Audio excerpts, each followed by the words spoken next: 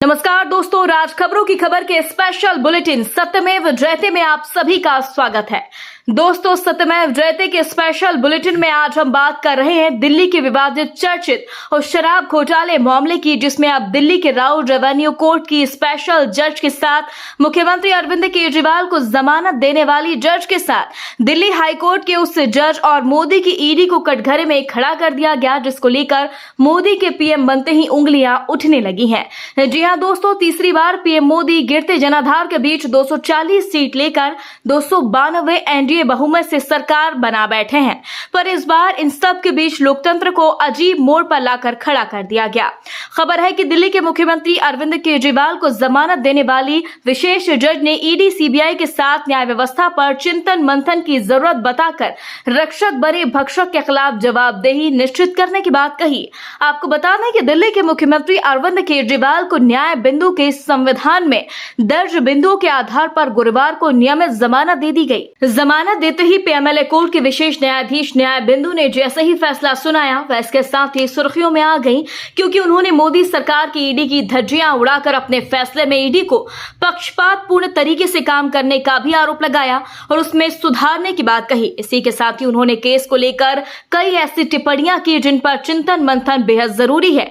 PMLA court के विशेष न्यायाधीश जज न्याय बिंदु ने ईडी को नसीहत देते हुए कहा कि जांच एजेंसी को तत्पर और निष्पक्ष होना चाहिए, ताकि आभास हो सके कि एजेंसी के द्वारा प्राकृतिक न्याय के सिद्धांतों का भी पालन किया जा रहा है। यही नहीं, उन्होंने कहा कि ईडी की कई दलीलें अदालत को जांच एजेंसी के खिलाफ ये निष्कर्ष निकालने के लिए बाध्य करती हैं कि वह बिना पक्षपात के काम नहीं कर रही। दोस्तों, विशेष न्यायाधीश न्याय बिंदु ने कहा कि दोनों पक्षों के द्वारा विभिन्न दस्तावेज भारी मात्रा में दिए गए, जिसमें से अधिकांश केजरीवाल के संबंध में प्रासंगिक भी नहीं थे।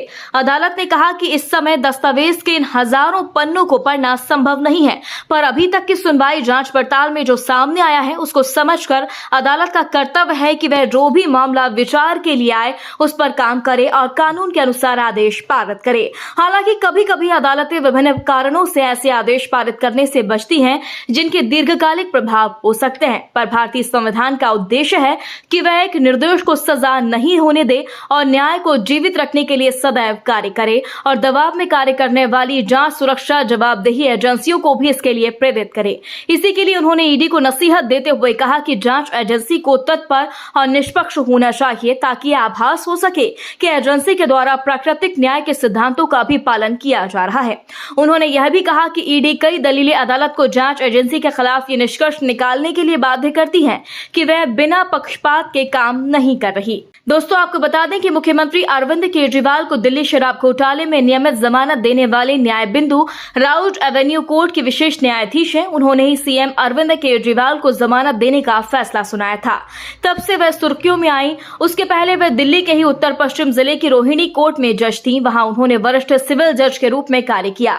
द्वारका कोर्ट में भी वह वरिष्ठ सिविल न्यायाधीश के रूप में कार्य कर चुकी हैं। कहा जा रहा है कि मुख्यमंत्री अरविंद केजरीवाल को जमानत देने वाली जज न्याय बिंदु को दीवानी और फौजदारी कानून का सीनियर जजों से ज्यादा अच्छा ज्ञान है। वे सिविल और क्रिमिनल दोनों ही तरह के कानून से बेहद अच्छी तरह से वाकिफ है।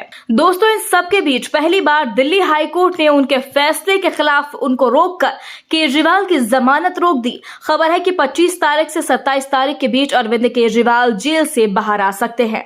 दोस्तों, जिस तरह से न्याय बिंदु की जमानत पर हाईकोर्ट ने रोक लगाकर केजरीवाल को फिर से बाहर आने से रोका है, इस पर आपका क्या कहना है कमेंट बॉक्स में हमें जरूर बताएं। यदि आपने अभी तक हमारे चैनल को सब्सक्राइब नहीं किया तो प्लीज बेल आइकन दबाकर अभी हमारे चैनल को सब्सक्राइब करें। अगली ताजा अपडेट्स के साथ हम जल्द ही आपके बीच हाजिर होंगे। तब तक के लिए नमस्कार, जय हिंद।